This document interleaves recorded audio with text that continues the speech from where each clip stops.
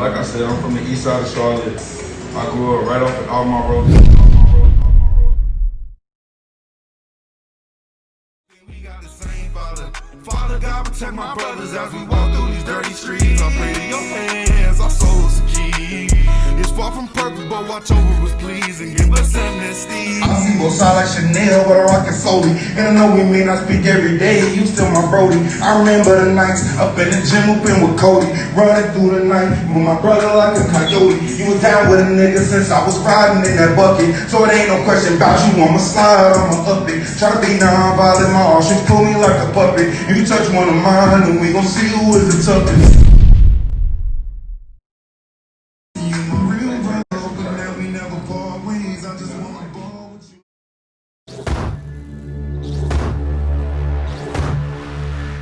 You forgot about me, did you? I ain't forget about you. Reminiscing on the east side on the long nights, 7 days. Still remember all the hard days. Walk head down through the hallway. You left me, it was dark days, but I found my light. Heart healed, I'ma be alright. Out of mind, out of my sight. Talk to me, how you been? I've been good, man. Holding up quarantine, you know. Okay. Well, look, man, this interview right here is all about you, all right? The fans and I Right. want to know who you are as a person, as an artist, and we want to know your message to the people out there. You feel me? Right. You ready? Yeah, I'm ready. All right, first question. Talk to the people on this one. Who is Brother? So my whole point of creating the moniker or brother, creating the name, was that I wanted to be relatable. I wanted to be honest, and I wanted to be open, and I wanted to be therapeutic to the audience that is listening to my music. I wanted to make sure that I'm portraying myself as authentically as possible, because I don't like when artists try to appear to be superior or above their audience, because the reason you're able to cash those $1 million checks, drive those nice cars, is because your audience puts that money in your pockets. It comes with the territory of just being a rapper. But as far as like being an artist and being a black artist at that, I want to make sure that I'm portraying the story of a black man as a black person in America, honest way. And I'm not capping to you. Like, I don't like the cap. Exactly. And look, that black artist was key in my opinion, right? And it's obvious to me that you aren't like most of today's rappers, or at least how they portray themselves to be. We had a conversation in the past. You don't want to rap about the typical getting girls, getting money. You want to be different. You told me that you had a message that you wanted the world to hear. Right.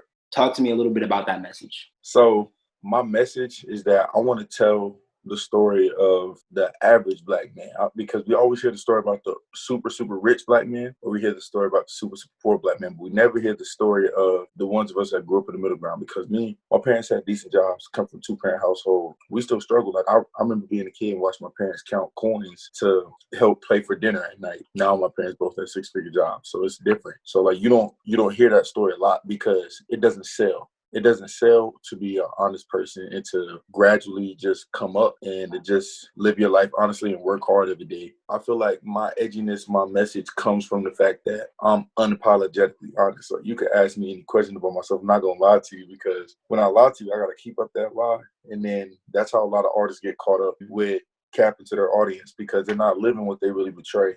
And then they don't want to be that person anyways, because that's exhausting to do that. Because all the people that are really in the hood, that are really living that way, they don't want to live that way. They don't want to be there. Exactly. And then sometimes people who are all the way at the top don't necessarily want to be at the top. It's stressful to be at the top and be at the top of your game and have to put on this space for your audience to perform well. Of course, you know what? I respect that. You don't fabricate anything. You're honest to yourself. You're honest to your supporters, and I respect that, man. I got a question for you, right? I noticed on your social medias and on your album covers, you never showed your face. Why is that? So I waited until I got booked for a show to show my face, just for the simple fact that I wanted people to fall in love with my music first, and then my image will come next. Because there's a lot of artists where they might come up off of Instagram, Twitter. They might be a really attractive guy, or they're like a beautiful girl, and people will just be drawn to their music. They may not even be that talented, but I want to affirm to myself that it's not because I'm a funny looking person, because like we've seen that too. I know you remember Vine, where they had dudes that looked crazy and ended up getting rap careers out of it. I wanted to make sure that people were honestly liking my music, and even though they couldn't put a face to it, that the sound was generally appreciated. All right, okay. I like that. I didn't even know the story behind it, man. I feel like that adds one more token to your honesty. You are not only honest to your viewers, but you're honest to yourself too. And obviously it's working out. Another like token of honesty that I like to extend to anybody listening was just that part of the reason for that was that I had confidence issues with like wanting to step into music, because I only been doing it since March. Like I used to always be an athlete. and then I stopped playing basketball. Then school, I'm doing school online. I'm just going to work, like I'm delivering pizzas. Like my life was kind of empty, and I started trying to replace those hobbies that I couldn't do because of quarantine with something else. And then I found out I really had a passion for music because I always loved to study music, but I never decided to make my own. Gotcha. And then when I realized that there wasn't enough people who made the type of music that I like, I decided I want to make it for myself, and I wanted to extend it out to other people so that they could listen as well. And being a new artist, you're gonna have those times where you feel like, man, I'm listening to all these other artists on the radio, they're getting all these streams. Maybe I'm not as good as them. Maybe I don't have the potential to get there. But then sometimes, you know, you gotta reality check yourself. Like, dang, bro, you just started in March. Like, And you're doing better. I've never seen somebody start that quick and doing the numbers that you're doing. You already have a show booked? Come on, man. Yeah, I have a show booked. And it's crazy because I wrote my first song in March, and like my homie ATK, Amir the King, you should go check him out. He just dropped the song Popovich. Hold on, you shout out his music. You gotta shout out your music. Where do they find you at, man? Talk to him. Oh yeah, y'all can find me at Fresh Prince of Charlotte, Fresh Prince of CLT on Instagram, and on my Twitter it's No Limit Prince. And links in all of my bios to all of my music. I'm on all major platforms: Apple Music, Spotify, Tidal. I just started uploading music to SoundCloud because I didn't know people use SoundCloud that much. Got you. Okay. All right. Well, look, man, I know you said that you've always been into music. You always listen to music. You always enjoyed music. Was there a specific person or event that really influenced you to start making music? So, like I said, my friend ATK, Amir, was making music. And crazy thing about Amir is that I started listening to him when I was a senior in high school. And that's your homeboy now, you said, right?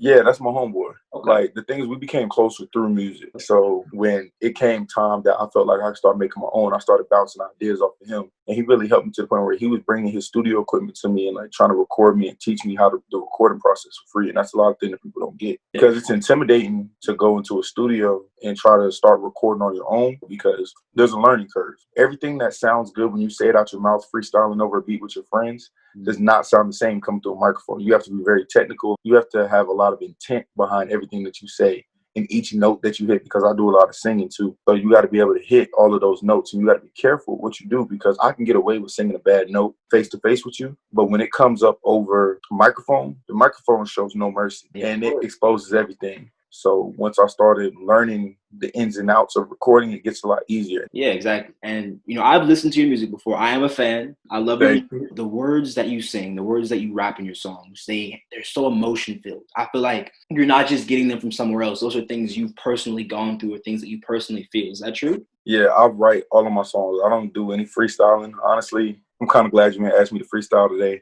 because I got a verse for you if you want it, but false claim, I wrote it already. You know what? I won't just like that. It's just a verse that no one's ever going to hear. But I'll try to make sure that I write everything with intent and that I really think about everything I say, because some people call it being a conscious rapper, but I call it just being responsible, because music is so powerful. Like, I don't know if you saw, rest in peace, his soul, FBG Duck just died up in Chicago. And some things go deeper than music, especially with that, but people literally get killed behind this song. You see what happened to 6ix9ine, all them songs he been making. I don't even follow him because like that's just bad energy, but that energy is transmitted through music. So you got to make sure that you're being responsible with the messages that you put out. Like, I like listening to gangster rap. I like listening to YoungBoy. I like listening, but there comes a time where that stuff, like, it has to have a boundary, because everything you say, like the words we speak, have power. So you need to make sure, I feel like every rapper should make sure that you're being conscious of what they say. You can't just be saying, F this person dead, homie, F this person dead, homie, like, oh, F this block over here, because that's putting very, very, very bad energy into the world. And that stuff comes back around. So I try to make sure that I'm putting out positivity and that I'm making my listener feel good. Okay. All right. I respect that. Obviously, I follow you on Instagram. Okay. I see what you post, see what you say, right? I'm not sure if this was on your story or in a post, but I saw that you said that a lot of the money that you make from music, you're going to try to put back into your community. Talk to me a little bit about that. So it's actually a double-edged sword with this. It's because of the fact that as a Black scholar, I don't feel like we should depend on Black celebrities to uplift our communities when we could do so ourselves. But also, as a Black man that potentially could be coming into some money, it would be selfish of me not to want to put that money back into my community, because of the simple fact that I remember when the baby was performing at my high school homecoming in our gym at a pep What rally. school did you go to? Rocky River High School. Rocky River, okay. This one he was baby Jesus. Yeah. Probably wouldn't even remember if he saw me, but that was a nice little experience, and it felt good to have somebody from our city, from our side of town, give it back in a way that a lot of people wouldn't. Like, that's a couple $1,000s worth of a show, and he did it for free. And I would like to give back even further, because one of my biggest dreams is to open up a youth center on the east side of Charlotte that's completely free for the kids that live in the area, and that offers a place to get away from everything that's going out on the streets, because I've just been seeing a lot of turmoil and a lot of death going on out here in the city. Like, rest in peace, my homie AJ, he just lost his life the other day. Rest in peace, a well-known basketball player in our community, Delvin, he just lost his life the other day too. It's been real stressful to see that. And sometimes I feel like if we have something that unifies the community, then those things wouldn't happen. And we would have a much more unified and positive reaction to our community. Yeah, that makes sense, man. That makes sense. And the fact that you feel that way, to feel like you have, not have to, but that you want to help out your community, that you want to give back. You're not going to go Hollywood. You're not going to be like, oh, I'm out, I made it, I'm done with them. No, you're going to come back and you're going to remember where you came from. You know what I mean? I respect Right. it. And how does your family feel about all this? Have you talked to them about it? Yeah, so it's actually kind of funny. My dad loves my music, and my parents, they really didn't take me serious when I first started, because, like I said, like it was something that kind of came out of the blue. Like, it had always been on my mind to do it, but I didn't have the confidence to. And then one thing that's funny about me, I don't like my own voice. What? Like, what you mean? I know it sounds crazy. Are you a rapper, but you don't like your own voice? But I don't like my own voice. Like, I just don't. I feel like my voice is weird. So, like, to hear my voice like play back over a phone, or like when we go back and watch this video, it's probably gonna be like, I'm gonna hate how my voice sounds. So that's the first I heard of an artist not liking his own voice, but everybody else likes it. That's all that matters, right? Yeah, that's what people like. So I had a lot of confidence issues with like wanting to share my music.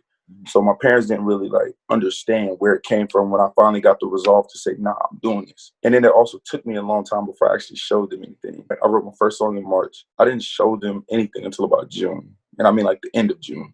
Wow. And what did they say? What was their initial reaction? My dad was like, oh, I like that. That's pretty good. My mom was like, Miles, oh my gosh, she doing music. Because, like, you know, there's a negative connotation among being a rapper. Because when I hear rapper, I think Anderson .Paak. I think Lil Baby. I think Youngboy. I think Smino. I think of Andre 3000. People try to compartmentalize rap into just gangster rap, because there's singers that rap and then there's rappers that sing. So I kind of fit somewhere in the middle between the both. You know, when you listen to certain rappers and artists, you start to sound like them. It's just like when you're around your people and you're listening to your parents talk, growing up in that environment, you start to talk like them. So that was the main thing. I had to distance myself from all of the music and just focus on my own. And then I started finding my own little pocket, because it's just like, I know you're a basketball player. It's just like when you grow up as a kid playing basketball, you start trying to shoot the fadeaway like MJ. Start trying to do the floater like LeBron. You want to dunk like LeBron. You want to do the crossover like AI or Kyrie. But then as you get older and you mature within it, you learn, what am I good at?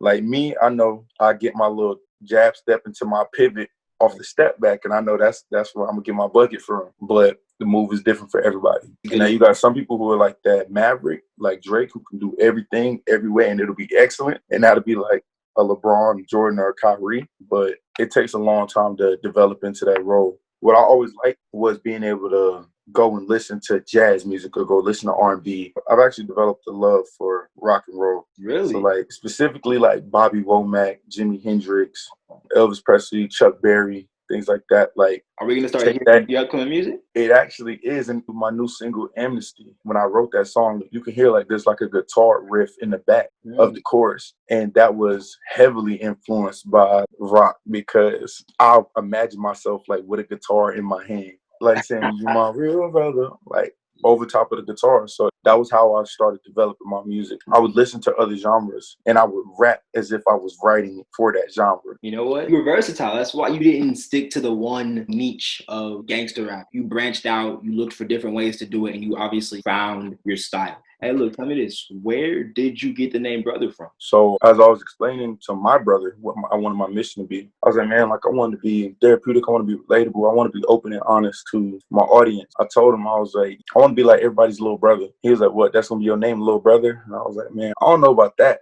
But brother sounds cool, because I feel like I'll be more of like a big brother anything. I feel like you talked about it already. You want that relatability, that camaraderie between people listening to your music. It's not just things they can't relate to. And you're talking about real life events. And I respect that, man. Talk to me about this. Like you said, you're new to the music world. Did you expect the numbers that you're getting so far? Like, well, you're like 4,000 on some of your songs. Yeah, I just hit 4,000, and Congratulations, man. thank you. And to be honest with you, no, I didn't, because for one, I don't have a huge social media following. Like, I've never been a social media guy. Like, I like to share things about me on social media, but I don't like to share like my whole life. And I've had to become a social media person recently because the algorithm betrays you if you're not posting. So I try to do my best, but I feel like there's artists that were out there that struggle to get 1,000 streams in a whole year. So I didn't expect to have such support. My Instagram is jumping now. It's like every day somebody's posting, reposting, listening to my music, and a whole bunch of people hit me up about trying to get tickets to the show. And it's crazy because like, since I wasn't a big social media person, I wasn't having a whole bunch of people hit me up